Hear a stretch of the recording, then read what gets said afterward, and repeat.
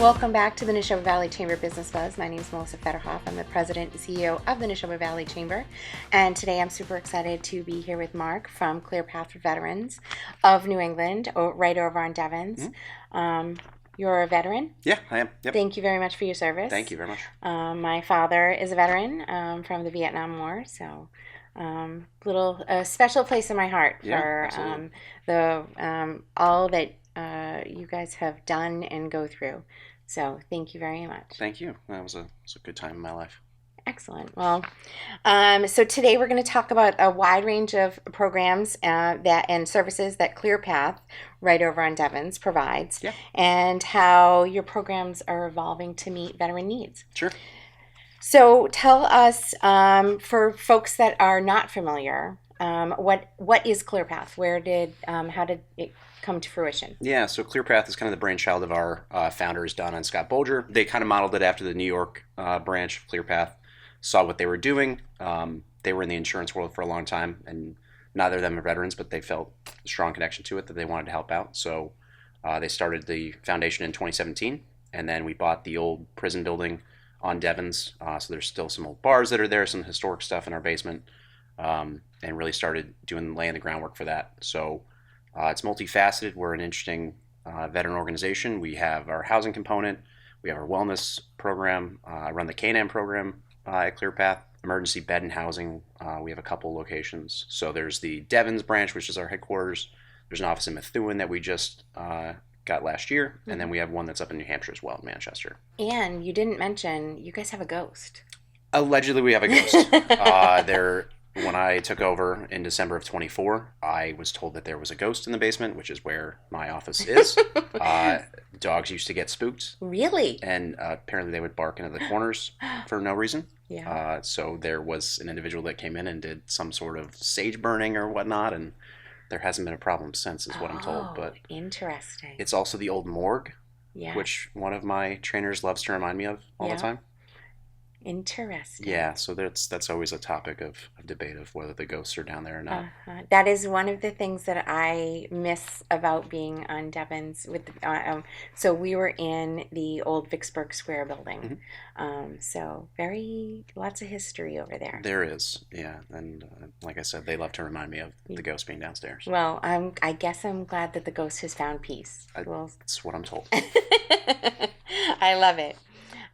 So talking about federal funding plays a very important role in what you do in supporting veterans, and there have been some recent changes.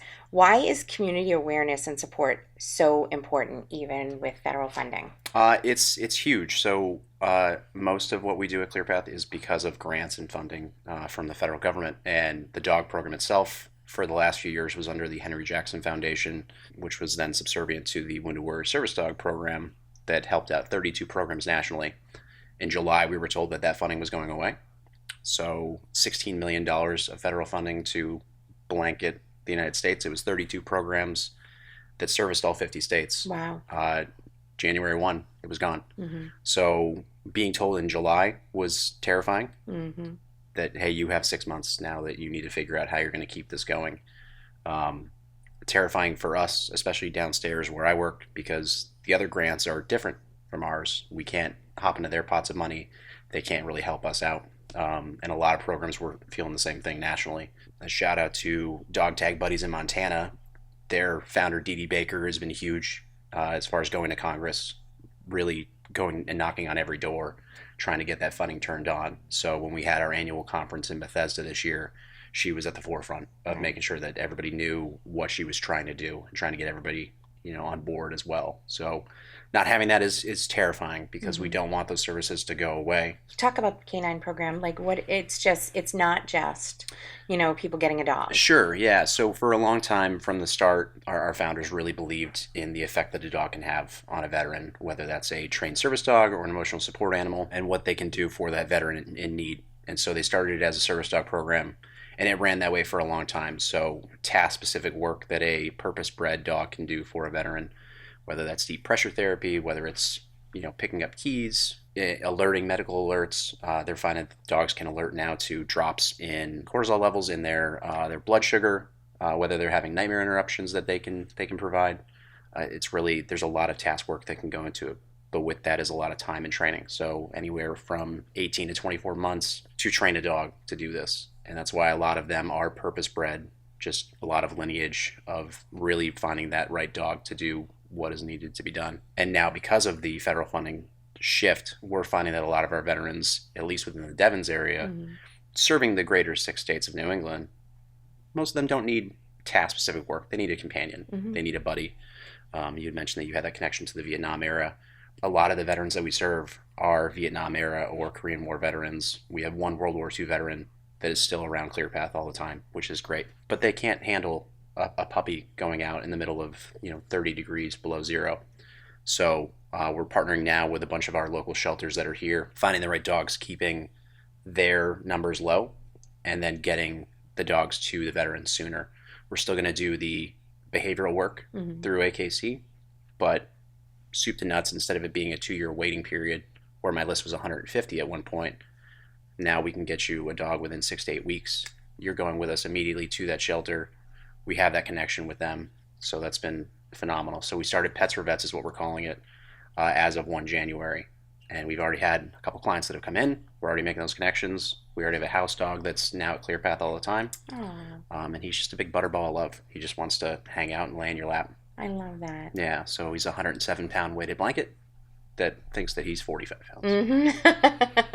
What kind of a dog? He is a mix of a Mastiff and a Pit. So, oh my goodness, he's huge. Kinga is a large guy, but you would never know it from his demeanor. I love that. Yeah, he's awesome. Nice.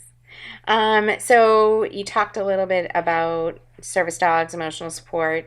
How do emotional support animals benefit veterans?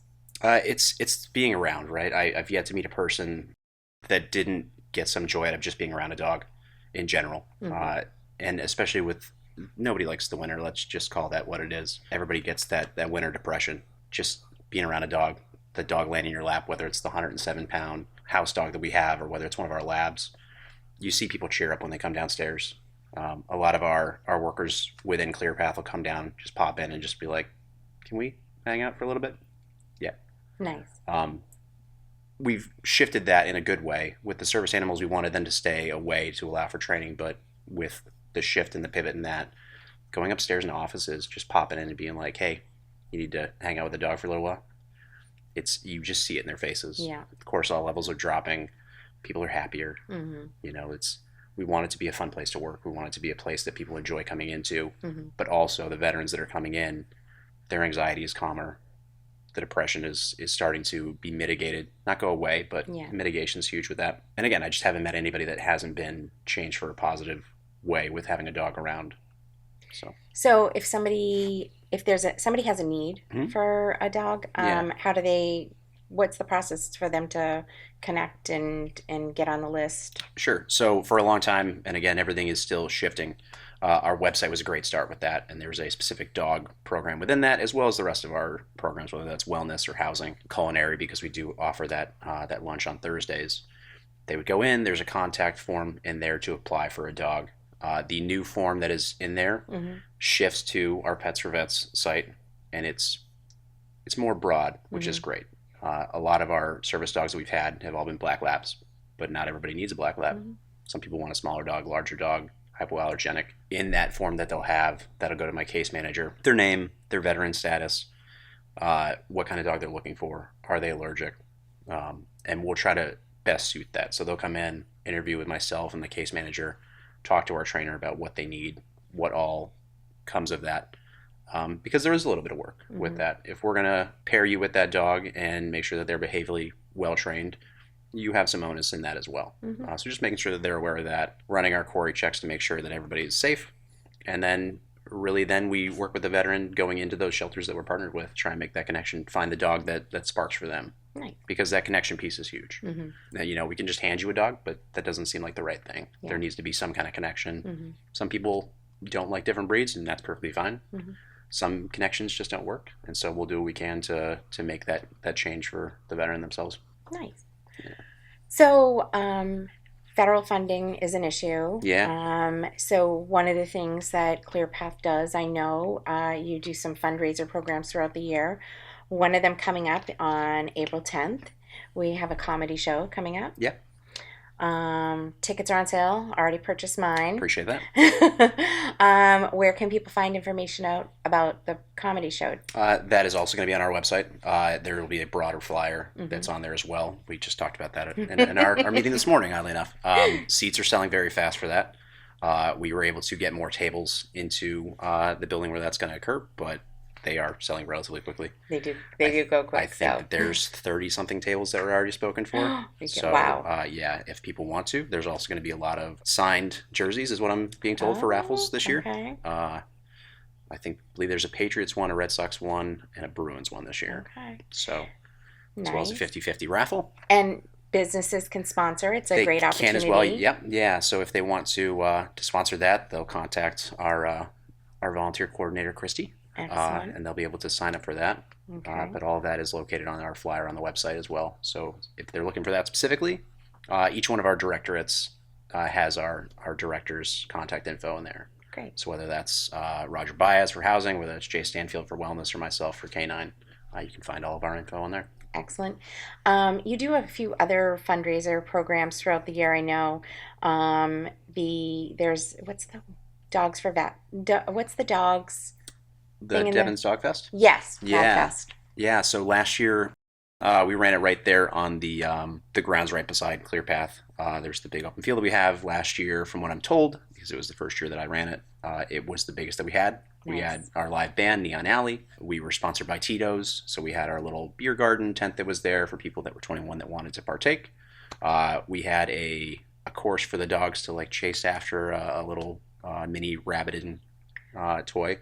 That was well received this year. There was quite a line for that. Inflatables, food trucks. It was really, really great. And we had all the vendors. Mm-hmm. And this year there's a cornhole tournament that will be as part of the fun. So if people want to join that, they can grab a spot and participate. Excellent. And for folks that are just interested in supporting ClearPath, what else can they do to support? There's tons. So again, Christy, our volunteer coordinator, is fantastic for that. If people want to help out during our canteen lunch on Thursdays, they want to help serve, they want to come and answer phones at our front desk. And again, we have so many things that are available at ClearPath, whether that's Tai Chi or yoga, women's wellness, anything that they want to do to just come and help out. We have our empowerment center downstairs. Somebody that's running the desk there all the time. There's so many different ways to get involved, and just picking up the phone and calling down to the front desk. They'll get you into contact with Christy, get you on the list, and she'll offer up a bunch of things that we can do to help. Or if veterans are just interested in the programs, they can always just call for information. Everybody at the front desk has our information. They'll direct anybody the right way. Excellent. Yeah. That's great. Let's see. Is there anything that we haven't covered that you want our listeners to know about? Just the ample opportunities that we have at ClearPath. Like I said, there are so many different avenues and ways that we can work veterans into, whether it's somebody that, is displaced from housing, whether it's somebody that is having trouble, with food or paying for their rent, whether it's somebody that has VA claims that they have questions about that. We have a coordinator at ClearPath that's his whole bread and butter, is working with veterans on their VA claims, making sure that they're getting all the benefits that they need. Our wellness director does a fantastic job of opening very broad spectrums of things that people can do, to include an art program. He ran that during the last few months. It was a 6-week program. They come in on a Wednesday for a couple hours. All the class was free. He has an art degree, so it's not something you would think once you get to know him, but he's a fantastic artist and has that ability to teach it really well. So people find that very calming. Come in. We're looking towards Kinga, our house dog, being part of that in the future. Maybe he'll do some paw print art. But there's a lot of opportunities at ClearPath for people to get involved with. They just have to call or find us online. Excellent. And website? ClearPathForVeteransNewEngland.org. Excellent. So ClearPathNE.org. Great. And then we're on Facebook and Instagram as well. There's the main ClearPath site on Facebook, but there's also specifically ClearPath New England K9 is our Instagram and Facebook. So if people want to give us a follow or a shout out, that's always helpful. We absolutely have to check that out. Yeah. Great. Well, thank you so much for joining us. And again, I Highly recommend. We've been we've been proud partners of ClearPath, and I've known Donna through Rotary. Yep. It's such an important organization that really helps folks in our community. So Yep. thank you for your service. Thank you very much. Again, but thank you also for what you're doing in the community. I It's appreciate very it. much appreciated and needed. And so, any ways that we can all, as humans or businesses, support, definitely continue to reach out to us and let us know what we can do to help. So, I appreciate that. thank you so much. Thank you. Thank you guys for tuning in, and of course, special thanks to AJ of Clear Signal Productions, our podcast producer, who makes all of our podcasts possible. So thank you so much.